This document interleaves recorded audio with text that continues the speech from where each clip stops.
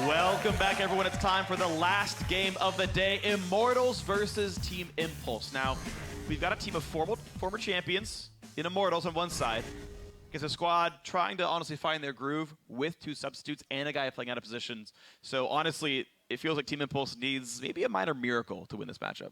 Minor miracle. They probably need a big miracle. Like we're parting the sea here, but still, I do think that Team Impulse, they definitely looked a little shaky yesterday in their pick and ban phase. And if they can shore that up, maybe we'll see a little bit more of their true potential. And it seemed like Impulse were trying to flex every position, which ultimately led to a lack of synergy throughout the game and in the composition, and an uphill battle against Echo Fox, who we just saw.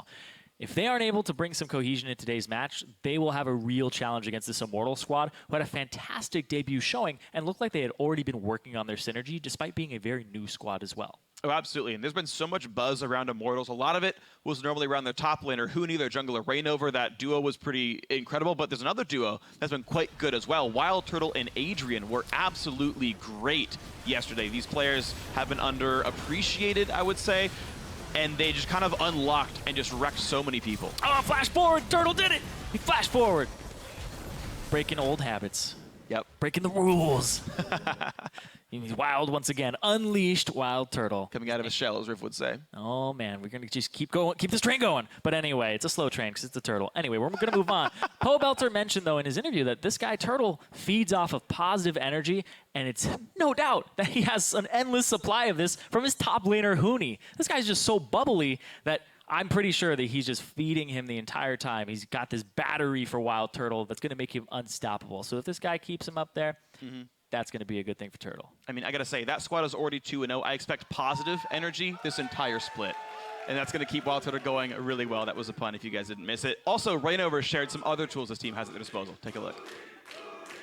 Yellowstar was really good and safe shot caller, athletic, but as we played together for 1 year, I think me and Huni both pretty much learn his shot calling, and then we pretty much know how to shot call, just like Yellowstar. Maybe most of the Fnatic players pretty much know similarly. So I think shot calling will not be a huge problem. So personal opinion, that's a risky thing to go for, to assume that, because you've learned how a great shot caller shot calls on a very good team that is dominating. Very few times are Fnatic actually in super difficult situations, and those are the ones that really test the true shot caller. Is what would you have learned from Yellowstar if you guys were a 9-9 team? I think you would have learned very different things. So if Immortals ever start getting some real competition, I do want to see how that does shape up for Huni and Rainover. But he did learn from a guy who went 18-0 in the regular season. So yeah.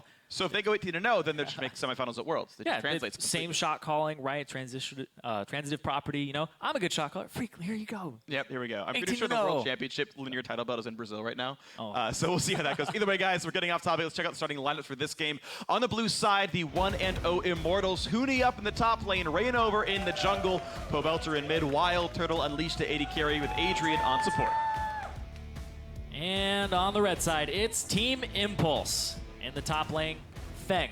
In the jungle, Bebe. Gate in the mid lane. Mash at AD carry, and Ken on support with Coach Jason backing him up in those picks and bans. See what he's got today. Yeah, we'll see what they go for. I mean, it was a very interesting champion select that even fooled me and Jat, where we saw Kindred and assumed it was just jungle, and then just tried to get everything else out. Yeah, I actually went back. Was it Alistar who? I actually Alistar went back and because Alistar was theoretically flex, but I actually went back and did the game theory. You actually could have concluded that Kindred would have been the AD carry after the first 4 picks. The rest were still flexible. So we could have actually locked down Kindred AD carry. I went back and looked at it, assuming you consider Alistar flex as well. Yeah. It's a really minor point. Either way, these guys tried to do some crazy stuff. It didn't quite work out for them. Give you the benefit of the doubt on the Team Alistar Impulse. flex.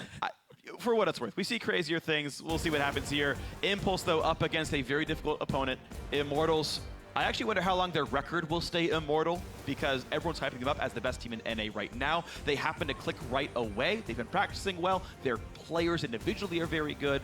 Rainover says they learned good enough shot calling, maybe great shot calling from Yellowstar, so I want to know what kind of legs this team has.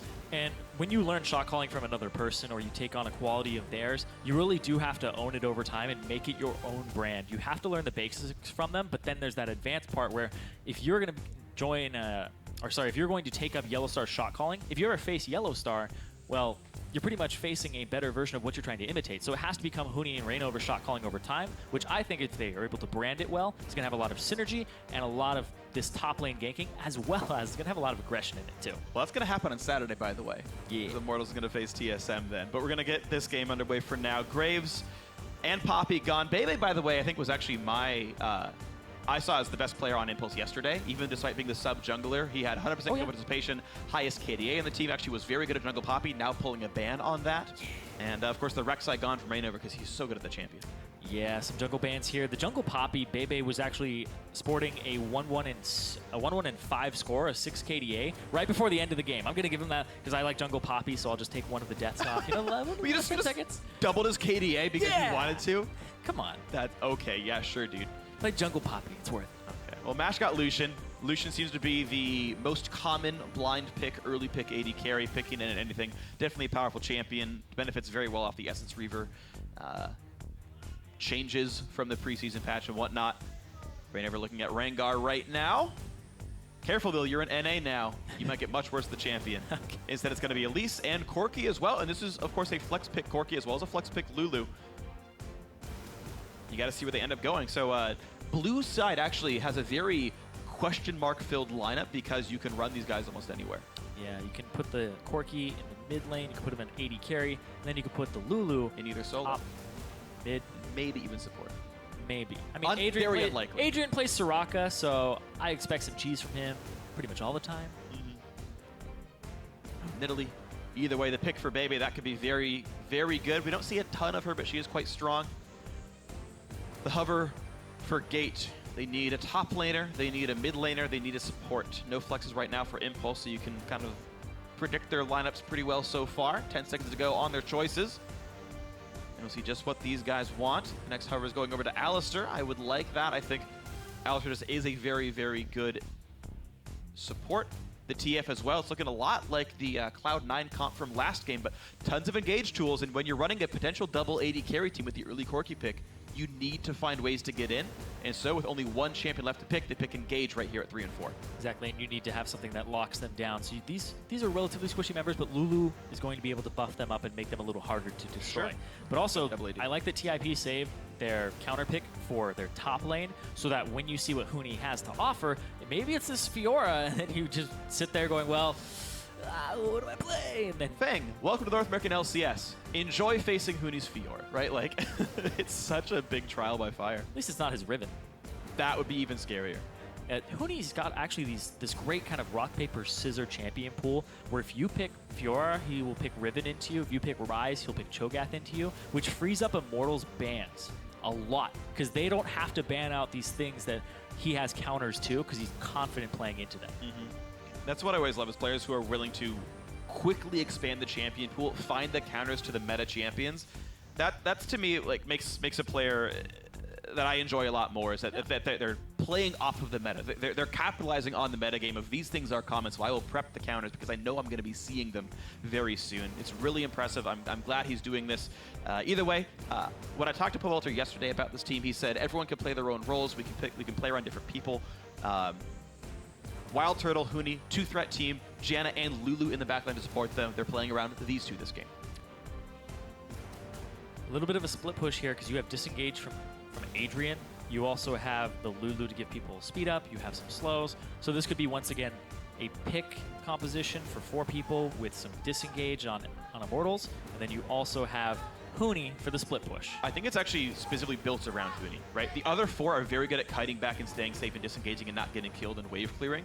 The only real point of Ingress is Huni. Like, you don't even have like a great whimsy target like a Gragas coming in and wrecking people up. The engage isn't that good. It's Huni creates openings and your team can siege reasonably well. Last pick comes through, Fang gets Dr. Mundo, and we actually saw this matchup earlier when it was RF Legendary up against Impact, and the early advantage did go to the Impact Fiora, but eventually he wasn't really able to solo kill for like the middle 20 minutes of the game. Dr. Mundo eventually gets to a tank point where it's very hard to solo, and so Fang can get to a point where he holds up in the matchup, but I think that is going to be required for Impulse to do well. Is Fang holding the line somehow? Then you have to question, is he going to be able to hold up? Because you aren't really just facing Huni in that top lane. Facing Huni and Reignover. You're facing Reignover. Yeah, you are.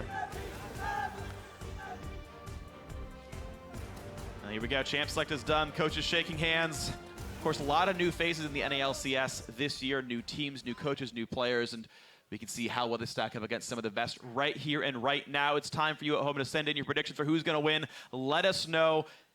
Immortals could go 2-0. Impulse could stop the slide right now. Send hashtag IMT win or hashtag TIP win, and we will tally your votes in a few minutes. Show it on air. But Immortals could tie Energy at the top of the standings as the only 2 undefeated North American squads. The hype is real for these guys. They've got some good champions. They've got amazing players. Here we go into the final game of the week. And I'm looking for the shot calling here. We just saw a great game from High where he's pretty much directing everybody around the map. Here, though, Huni Rainover taking up this mantle, trying to kind of add their own style and learn off of what Yellowstar had taught them. Are they able to actually just run them around the map? I want to see a clean game here from Immortals, because in a lot of people's minds, these 2 teams are the teams that have the biggest delta between them in the standings in terms of where they expect them to be.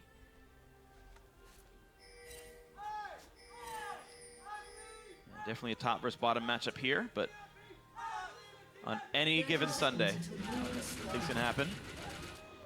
The chant from the crowd is, I believe in TIP. I believe I heard you guys right. Shout outs to you guys. We heard some Renegades chants, I believe, yesterday when I was casting as well. So, Renegades had flags. hey, someone believes in No, me. Thank you very much. no. I believe in me too. Same. Minions have spawned. I believe in Zyrene. In that I believe you exist. I believe in you. As in, like, kids believe in Santa Claus. I believe you're not a mythical mythical creature. Zyrene is real. I can touch him. So this is like one of those things where you're like, I believe in you. Like it's like a positive thing, but you're like, I believe you exist. Yep. It's like negative. Why do you keep going back and forth? Schizophrenic, guys. But here we go. Into the game. I'm not making this one up either. Bebe getting a nice, really strong leash actually from his duo lane. Huni also sitting up with Rainover. The walk into lane. Fang is already there. It's interesting if you're a top laner. So there's a rule around how minions work. If no one touches the minions, they will actually spread focus, and you have a lot of time to give a leash before minions die. If you're not leashing as someone, you should actually mess with the minions slightly and make them focus one of your minions. You can make that happen, which will actually then deny XP from someone who's giving a hard leash. Yeah, the minions were actually changed in the first wave. They were coded so that they don't actually focus fire if they're left alone. Yep. Because the problem with that was people would clear stuff on the other side, then they TP in, and They'd RNG would lose wreck minions. your lane. Yeah. Exactly. Jinx. You owe me an ADC. An 8. Okay, right on that, freak. I'm gonna write you one later on. Great, thanks. Wow, mid lane fight already happening. Gate and Pobelter. Jeez. The floodgates are open. So much damage coming through. But I feel like Pool Party Lulu could handle that, you know? Yeah, probably a thriving environment for her. Huni pushing in onto Fang right now. Temporary CS lead, but there's a whole lot of minions ready to be killed. Huni has missed literally 0 CS, by the way. He's on set for 19.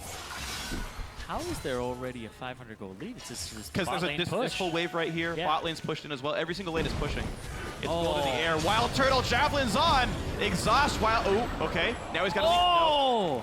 Adrian with a great tornado tags the support and Nidalee to buy enough space for Wild Turtle. No summoners lost for Immortals, and the exhaust is down for Ken. Oh, man, baby. If they're willing to all in that hard, I'd rather see a Flash Pulverize, honestly, and just guarantee it. And then headbutt backwards. That guarantees you the kill. Unfortunately, it was still close. They almost had it happen. But Adrian with some very good play, and Wild Turtle with good patience to save the summoners. Huni battling Fang. Good riposte. I believe actually did block his cleaver. And I actually want to break down supports for a minute here, because we have all these different types of supports in the NALCS. We have great engagers. Like, you think of how High is playing. You think of how Bunny Fufu starts fights. Remy. Adrian is actually, in my mind, the best NALCS. Hold on a second. Oh, baby. He's running. Rainover's on. And got him! First blood solo kill in the enemy Oh, second jungle. two. And another flash burn as well. Jeez, Immortals already. Already. Oh, man. That pickup in the top lane, though, that's the aggression, though. Huni had this lane pushed. So even if things went bad for Rainover, he would be there first over Feng. And he'd be able to actually come in there. But look at this. The bot lane they go. No exhaust for the support means that there's a lot of time for Wild Turtle to hit that Mash couldn't trade back. That trade was only good because of the Summoner Spell disadvantage there, and it means the trade goes equal despite an earlier gank. No Piercing Light hit just yet, but Mash really wants in. And with the shield down for 3 seconds, they have a window they don't use just yet. There it is. But the shield's back up. They waited too long. Turn on Mash. Ooh. Summoner heals on both sides. TP could be available for both, but only Huni is coming into his Pobelter who comes in. He doesn't dodge it. Nice Glitter Lance in from Pobelter. Second kill of the game for Immortals. Too late on the flash there from Mash. He already got tagged by Lulu's E. If you're going to flash, you got to do it earlier. He tried to do it reactively, but Pobelter too fast. You had to also guess who it was. I don't know if they had eyes on who was actually showing up, but you only got a TP away from one of those. Yeah. PR wouldn't have reached you, but Not 2-0. IQ.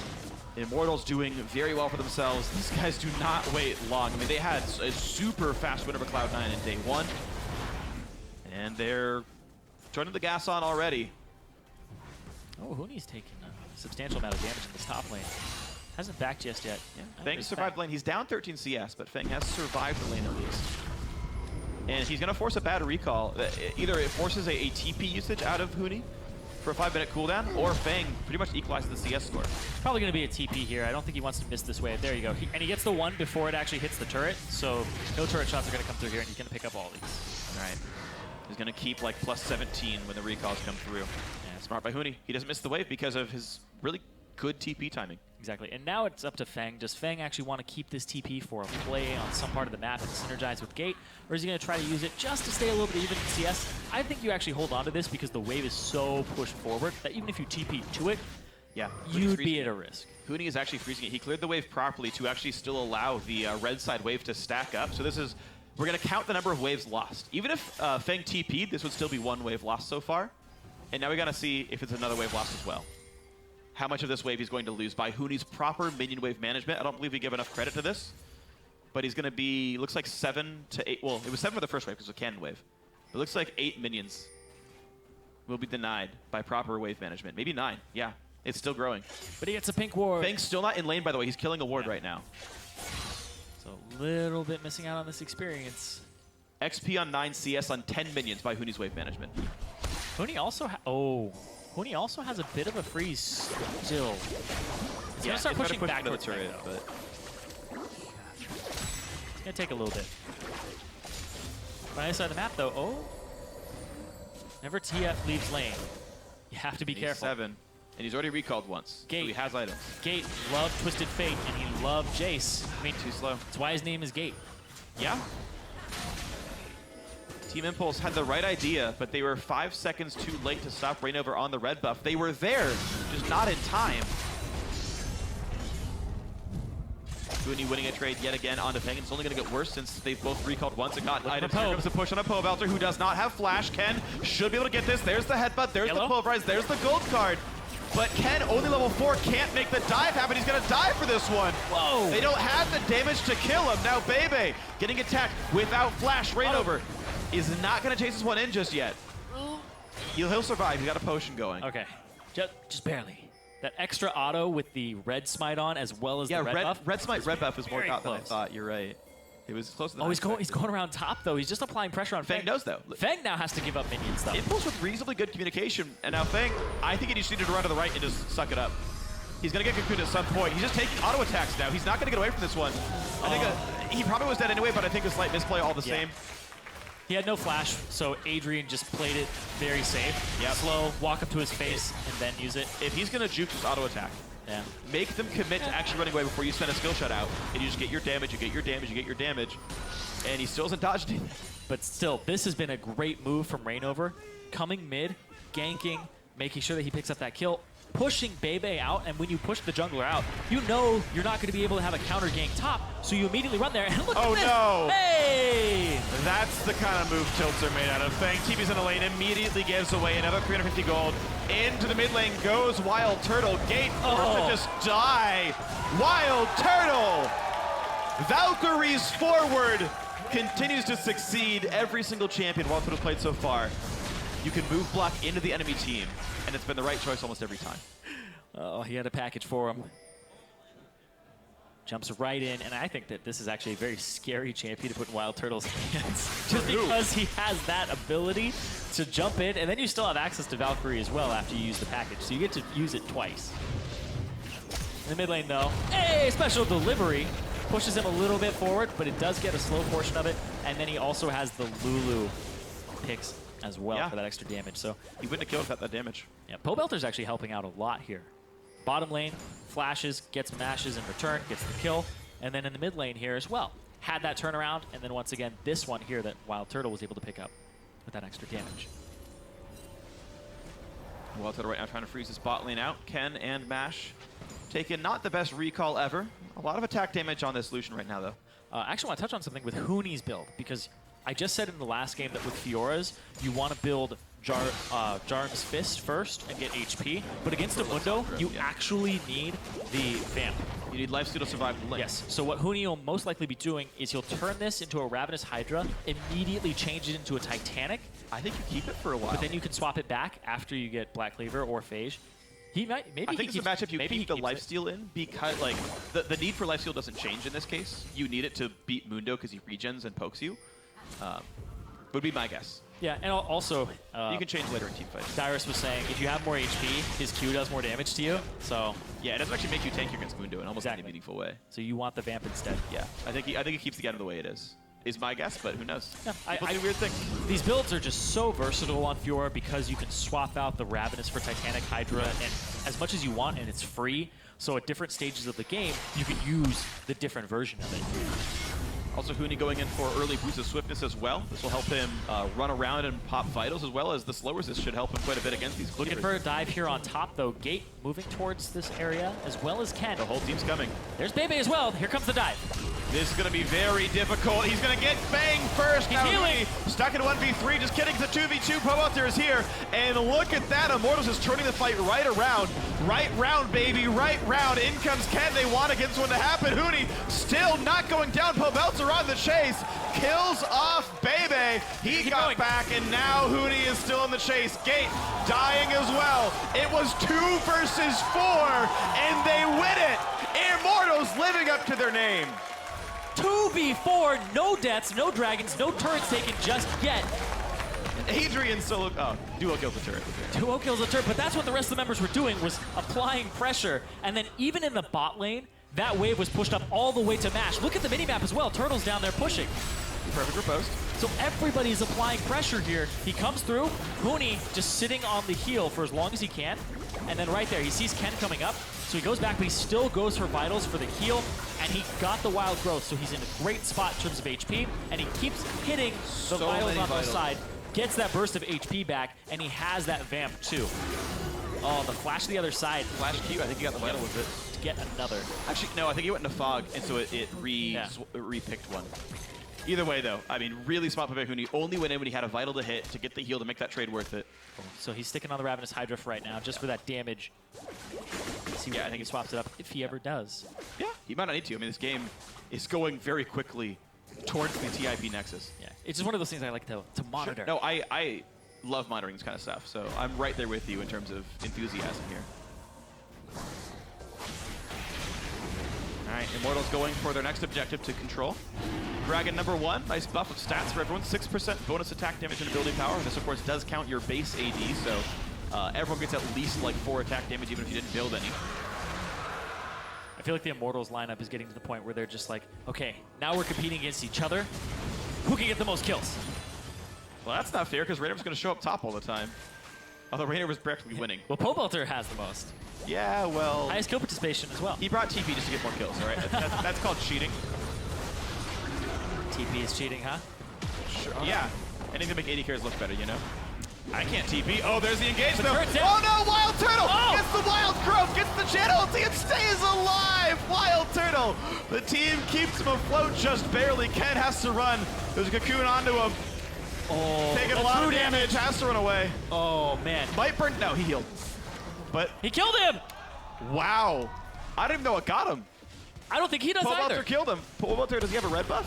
No. Pobelter got a nice Q. Yeah, I think he got a Q off a pick somehow. So 12-0. This game is getting really difficult for Impulse. A 14.5-minute push towards the inhibitor. One of the fastest takes we're going to see probably all year in professional League of Legends. Hey, bring down that average in NA. Bringing down the average game. The sub 15-minute inhibitor take. Immortals are so deadly. They're literally immortal right now. They have not died. This is right now, Caster Curse on pace for a perfect game. Would be, I believe, our first perfect game of professional LoL in quite a while. If it happens, we still got a lot of room to go. Yep. It's true. Just one misstep and that person has to buy team dinner. I like this so much because Reignover smites him so that he has the... Oh, the pick was still on him. It's That's on what it him. was. It was still on him from a long time ago. And he barely got the cooldown. Actually, no, he would have died, so it popped anyway. But Yeah. yeah, But that was a very long back. pick. It was on there for a very long time. But I like that Reignover smited him with the red smite and just continued to auto. And then he's really good. Reignover's really good at changing into into human form and getting that last auto attack off with the red smite.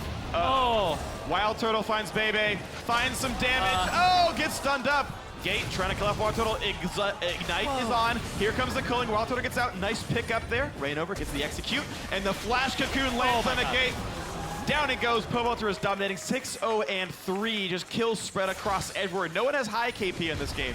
Just everyone from Immortals getting kills. Yeah, when people don't have high kill participation, it means these skirmishes are happening. You're not involved in them. Hooney's killing somebody on the other side of the map. Your team is just going down the middle. And they're going down the middle right now. 5 people here to take this inhibitor turret and an inhibitor. Inhib number 2 at 16 minutes. Only a minute after the first one. Minute and a half to be more specific here. But this team recalled and showed right back up. The Lich Bane coming soon for Povalter. There is just tower taking for days here. Something crazy about Immortals is their wave control. We were talking about how Hooney was managing the wave top to try and create small CS leads for himself and then punish off of that. They do that bottom lane and mid as well. Go watch the game from yesterday. Every time that Immortals would fight C9, they had pushing waves. So if you answered with a TP, that wave would slowly push out. You'd miss CS, it would hit your turret, it would give some turret damage, and that happened consistently here. They're very good at being on the same page of who is pushing and how far they're going to push up. Blue Povalter, nice and easy there. I do like how builds have evolved because Lich Bane gives CDR. You can do Lich Bane Lucidity Boots, and that's already 10 cooldown reduction right there at the start. So he's sitting on 30 CDR without any other major investments, and it allows him to like really change his builds up. Like you can go Rod of Ages, which is an insane item, and not have to get like a 20 CDR item like a Merlinomicon. I think it's very good on someone like Lulu. Ken's not in a good spot. Hiya, Barbie. Hooney has to respect the knockups, puts in the repose perfectly. Again, blocks a gold carbon, stuns Ken, and Ken goes down 15-0. Barbie is sad, but we're going to keep moving forward with Immortals, looking for an 18-minute push towards the top mid inhibitor now. They're looking for the perfect game here on Immortals' side, trying to live up to their name and just make a statement here. But they are not on this level. I wonder if they could win before 20 minutes. That would be insane. Not even able to surrender in a professional game of League of Legends. Another that kill. happened. Povalter basically one-shots Bebe. 18 minutes on towards the Nexus. Impulse couldn't surrender if they wanted to. And Immortals looking for blood, looking for the kill, looking for absolute perfection in this game. Both Nexus turrets down. 18 minutes and 10 seconds. Reignover trying to stay alive. The Nexus is low. Can they do it? A perfect game in 18-15 for Immortals. Fastest game in NA LCS history. These guys, you had better believe the hype. And their name could not be better in this moment right now. Intelligent drafting. They have such a great team, and they've synergized so quickly. I'm looking forward to this team. I was just browsing Reddit the other day. I was so surprised by how many Immortal flares there already were. I think there's just gonna be more. And you have a lot of really great players, not only at playing League of Legends, but great personalities as well. You've already got the fan following, despite it being a completely new team. It's okay. And Impulse says, yeah, respect where respect is due. You guys are insane at this game. And Immortals tying energy as the 2 #1 teams in North America. It's true, those 2-0 teams, the new guys coming in, the new orgs, a lot of hype around them. Oh, yeah. Trying to see what they can do with the imports that they've got, their teammates. Adrian, taking down his old teammate. Yeah, true. Adrian gets revenge on Team Impulse. You replaced me. No, but not really. I just want to kind of stress how many solo kills were in this game. Yeah. So, oftentimes in the LCS, you're looking at like 2.5 assists per kill. That's like a general statistic, roughly. 16 kills, 21 total assists for Immortals. And that was like including like 4 or 5 kills inside the enemy base. So like, on average, like 1 assist per kill. Like, so many just lane dominant plays here. The 2v4 is incredibly exceptional as well. That was It's a stacked lineup. It's lightning in a bottle. These guys clicked right away. And you've got everything you want for the next top North American team. And to make it even better, they play Energy next week. Sunday, the second game of the day. One has to go down. Immortal versus Energy is going to be insane. The other has to advance to 3-0. Well, at that point, it probably is 4-0 if it's the Sunday game. Oh, Sunday. I thought you said Saturday. My bad. That's okay. I might have misspoke or you misheard. One of us is wrong. Either way, that's a game you're going to want to watch. Like, what else can you say? It was a one-sided game. We just talked about Immortals for 50 minutes straight, and then the game ended. And now we got to talk about them some more as we kind of prep for a post-game interview here. Every single player is excellent. They've all locked into place so well. We have 2 people who went into the semifinals of Worlds. Yep. We have 2 champions of the NA LCS on here, and we have a man who was looking like the best disengaged in support Yeah. in the NA LCS. Yeah, absolutely. They just came together as a team, and it just seems to be working for him. It's a great roster. We'll see who can take them down and what the next challenge is going to be. But Immortals are awesome. And hear more from them. Let's check in with Riv, who is down on the blue side.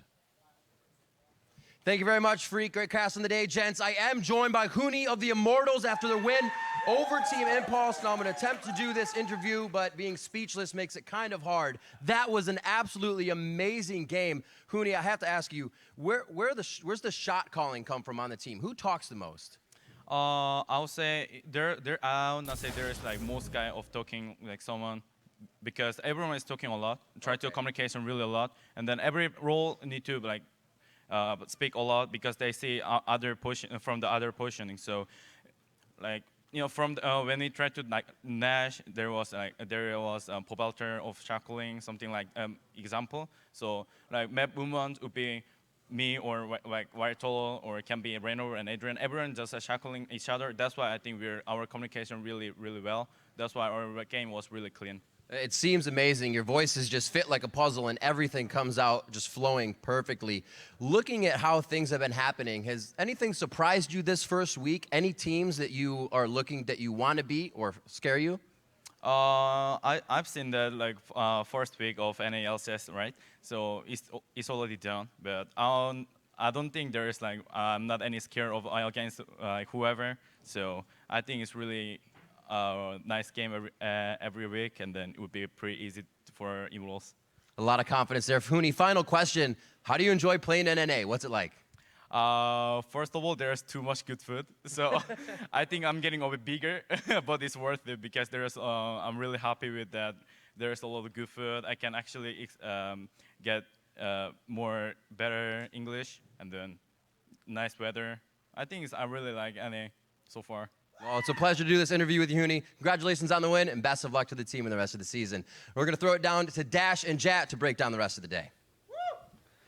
Thank you, Riv. Our fastest game in North American LCS history, 18 minutes and 20 seconds. That was just a complete showing of dominance by Immortals in that game. It actually happened. So the only other perfect game in North American LCS history was in the spring of 2013, Dignitas Perfect Game Complexity, but this game was much faster than that. And so we define a perfect game by no dragons taken against you, no turrets lost, no deaths. And that is exceedingly rare.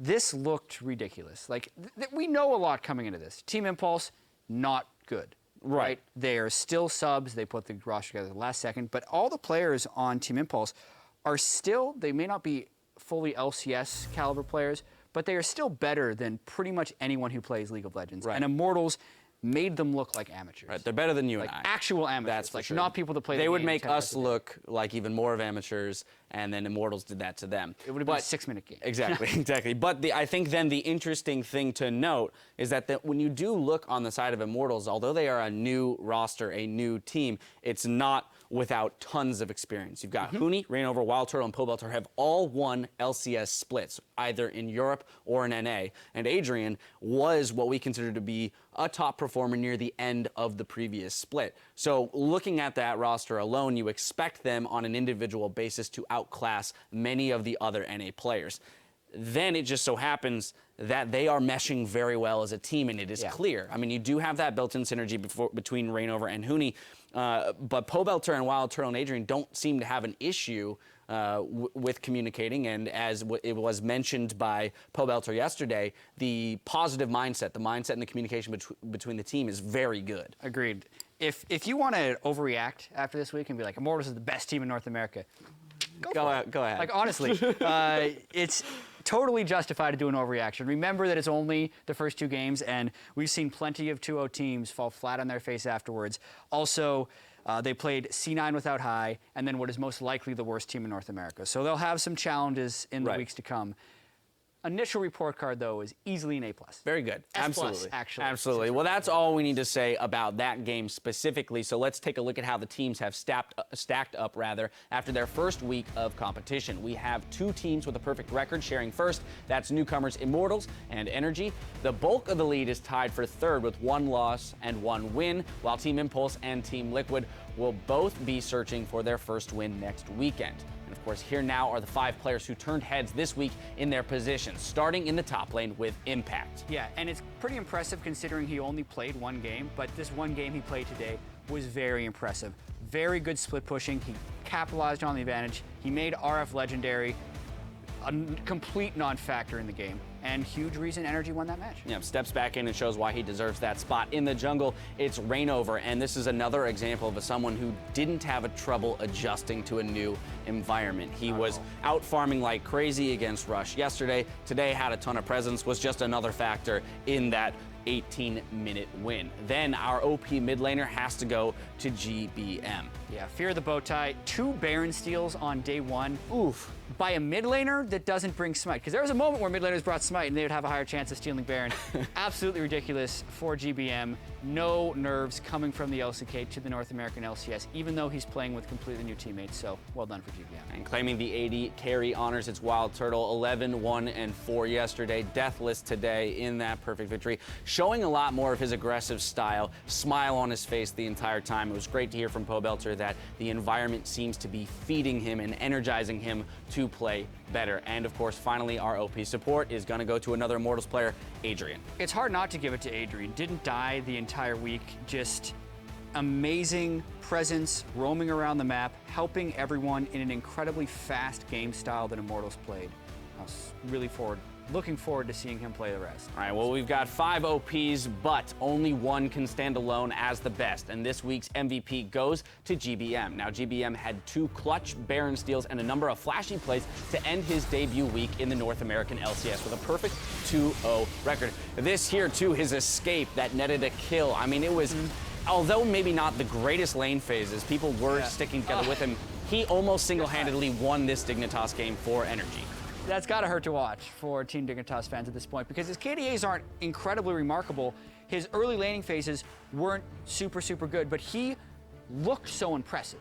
And like you said, because of the 2 Baron steals was the deciding factor. I mean, it's hard to, with how impressive Immortals was this week, to not give MVP to one of their players, but you look at the strength of schedule, you look at the way they appeared to be in the game and how much impact they provided individually. Because everyone on Immortals was doing amazingly, so it's hard to identify an MVP, but GBM was a standout player this Right, you could say that anyone on Immortals was an outstanding player, and therefore when you zero in on GBM's performance and being kind of the reason why they ended in a 2-0 week, it's got to go to him. Most valuable player. Yes, exactly.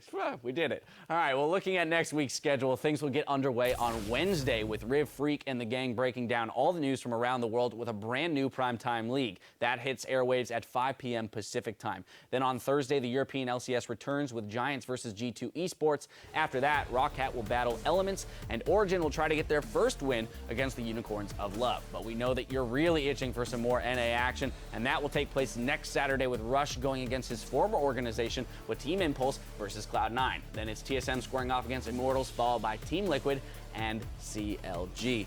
So as we look ahead, TSM versus Immortals. This might be one of the one of the first tests for Immortals, but even then we saw TSM, and in my interview with Doublelift and Yellowstar, they're still a little apprehensive about their early weeks in the LCS. Yeah, TSM did not look clean for the first 30 minutes of either of their games, and it's still kind of miraculous that they won that game today against Team Liquid, whereas Immortals, this will technically be their first test because against a big-name team and a lot of big-name players. Yeah, needless to say, I'm excited to get some more information on all the teams that we have in the LCS this year. Now, we want to extend a very special thank you to Dyrus for joining us on the analyst desk today. It's always nice to have him. And now for myself and the entire live broadcast crew, thank you for watching, and we'll see you next week. 2 new teams. 2 new teams. Push And bring your teams in. Day 2 of the North American LCS.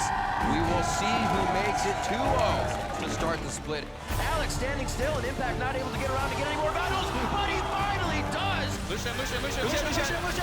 We get back!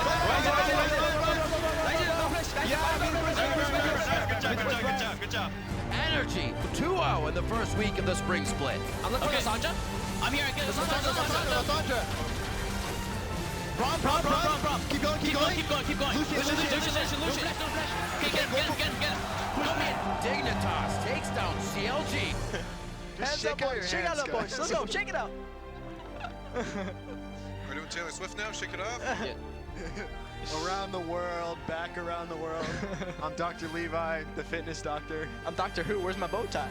He loses even more ground in his own jungle. TSM have Team Liquid on the run. Go,